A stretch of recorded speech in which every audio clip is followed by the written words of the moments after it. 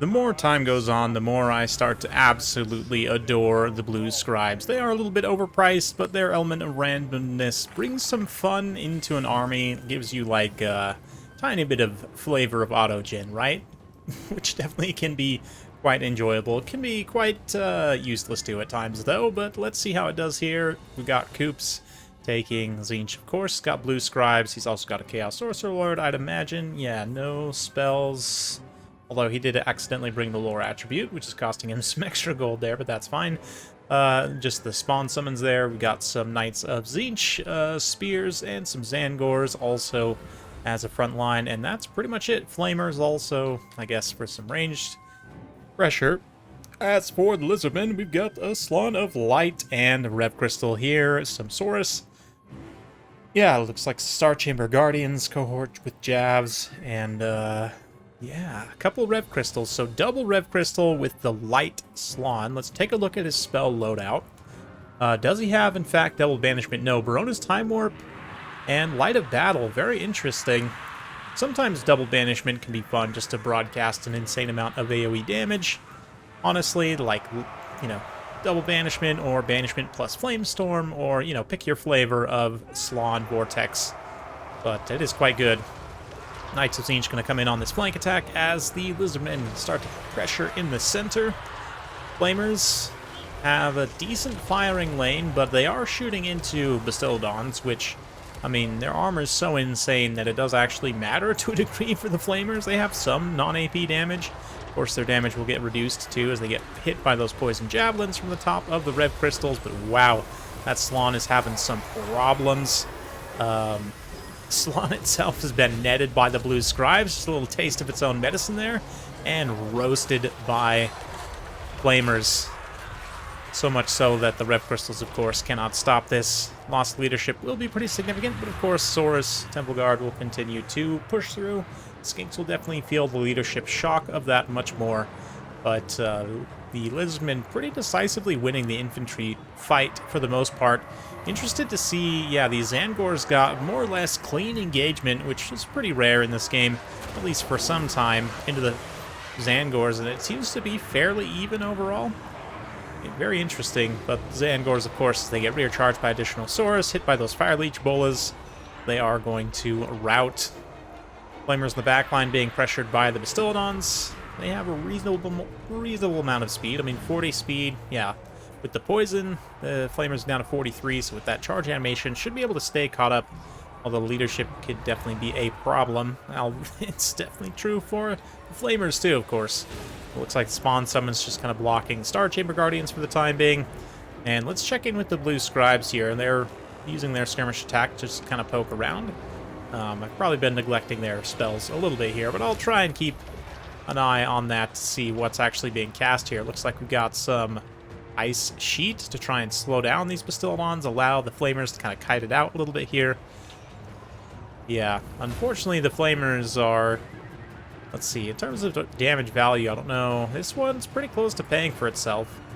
This one has just about paid for itself, although some of that will be able to be healed by the Rev Crystals if Koops is not able to finish them off. But right now, things are looking pretty solid. The Chaos Knights have been running rampant and are pretty much unopposed at this point. I mean, a handful of Javelins here might make some contact, do some damage on this unit, but still, I mean, they've barely dropped 2 unit models.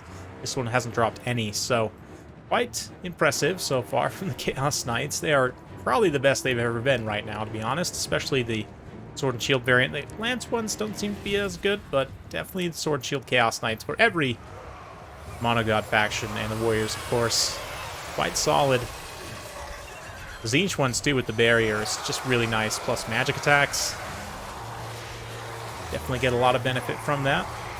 In this matchup, maybe not so much for the magic attacks. There's not too much that has physical resistance on the Lizardmen, but regardless, yeah, the Knights just doing their best to kind of cycle charge here. The Lord is accompanying them. Lord could maybe come try and pressure these Pterodons a little bit as well, but does have to be somewhat careful. It looks like, just as I say that, he's going to detach and go do so. Yeah, Ancestral Warriors. Wow, that's cool. Okay, so summons are probably one of the strongest spell types you can get when using Blue Scribes. I mean, obviously, this is somewhat partial to land battles. Doesn't matter so much in domination because the games go so long. But in land battles, since you have a set number of units, summons, adding extra units can be quite strong, and the Ancestral Warriors is probably one of the best summons in the game, to be honest. It's an ethereal halberd, elite halberd, basically, which is just awesome, frostbite and everything. They were able to terrify away some skinks there, although I don't know how much of an impact they're having, particularly right now. Yeah, if he was able to maybe get both the Rev Crystals locked onto them, that would be quite strong, but right now they're kind of just chasing skinks around. I don't remember if Ancestral Warriors actually have formation attack or not, but if they do. No, it doesn't look like they do. Yeah, anyway. Might just be regular Cathayan infantry, which seem to have a hard time wrapping other units, typically. But anyway. Yeah, the Chaos Knights just continuing to wreck shop. Lizardmen are getting a little bit tight here. Trying to keep their units together, which is definitely smart. These Star Chamber Guardians will be fairly critical. You have magic attacks, but yeah, it looks like the Ancestral Warriors summon Fades before they even get into contact with the Star Chamber Guardians. So there's that. But Blue Scribes still have a little bit of ammo left, kind of plinking away at the Star Chamber Guardians. Unfortunately, we don't get to see how much Winds of Magic Koops has, or the current spell loadout for the Blue Scribes. It makes casting, you know, post-casting replays with them a little bit tricky at times, but not sure what that was, if that was just a regular missile or magic missile or what, but looks like some kind of bombardment spell coming in. Ooh, Lord of Slaanesh, I believe, yes. Some slicing shards. Looks like those men are mostly able to dodge that, unfortunately. It's one of the longer wind-up times from a bombardment spell. Makes it pretty tough to use. As Koops would know, he's definitely a Slaanesh player, so very familiar with that spell. But looks like the Chaos Knights are really going to have to carry quite a bit at this point. They haven't been able to finish off either of the Bastiladons. Star Chamber Guardians also doing quite well, just being able to grind through a lot of this stuff. It's not looking great for Tzeentch right now, but let's see. Maybe the Blue Scribes can get something crazy to pull it back. Get a big, like, Flame Storm, or who knows. Zombie and Skaven summons, honestly, are okay. Or, like, the, you know, either zombie summon from the coast or counts are pretty good. I mean, it's definitely nice. It does, you know, you can't get multiples, you guarantee multiples in a row, but I've definitely played battles where a person was able to get, like, crabs and then zombies back to back, like each type of zombie and then crabs again. That felt quite strong, but in this particular battle, we only saw the Ancestral Warriors there for summons, and yeah, I mean, from damage, like raw DPS spells, right, AoE damage or otherwise, didn't really get a lot of value there. So yeah, Blue Scribes, this is a great example of a battle where they don't end up being worth it, but that's part of the fun, right? That's part of why you bring them, but it definitely a reduced cost on them would make it a little bit less painful.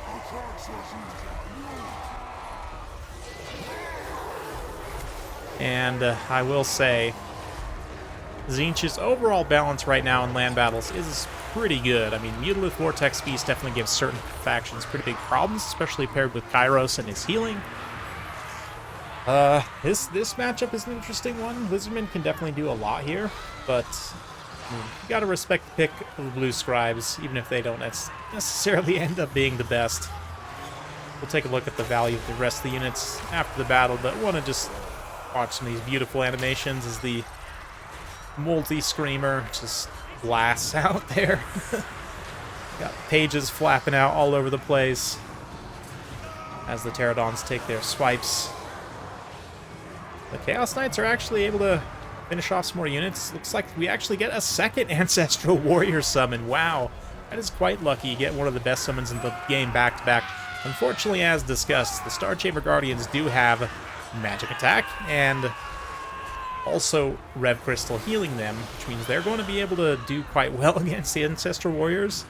And yeah, even the Chaos Knights too, like pitching in all together, it's gonna have a pretty bad time against the Star Chamber Guardians there, I think. But let's see. Legion of Chocolates also, Regiment around. Sora Spears, been quite good here also, just stalwart, defensive, not an insane amount of value, but certainly strong in terms of leadership and mass and presence.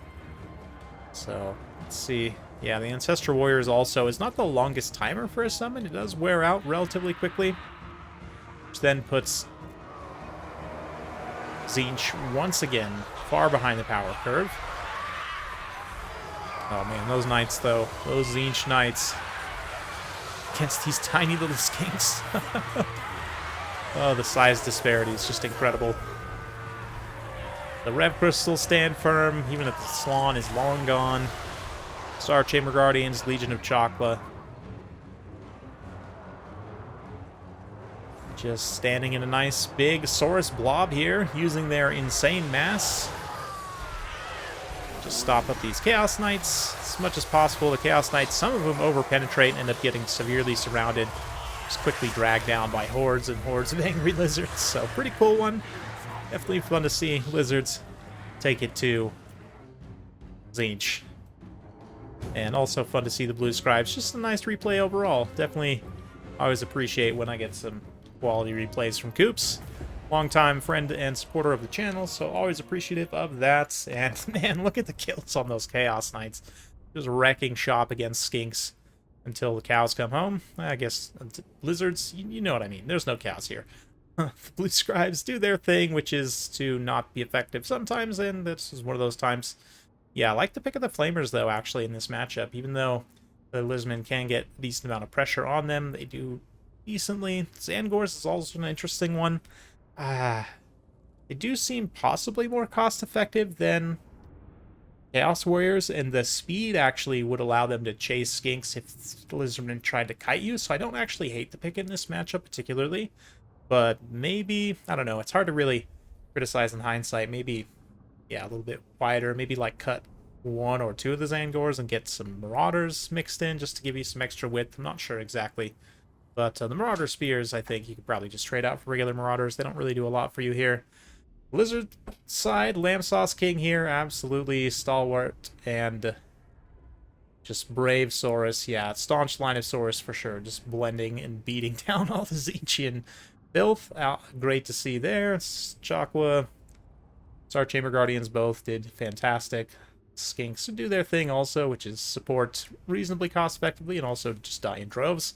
Actually, the Fire Leech Bolas, this is not a unit that I've seen used very much in Warhammer 3, although it's interesting to note why. I'm not really sure, because explosion damage was buffed, and historically they were one of the worst explosive units in the game, just because their damage is pretty low, and the explosion radius, I think, is also quite small.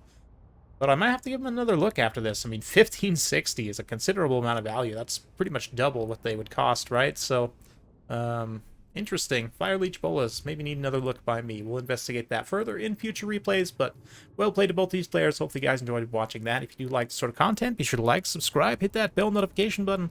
Every time I upload a new video, you'll be notified. Thanks again. We'll see you next time.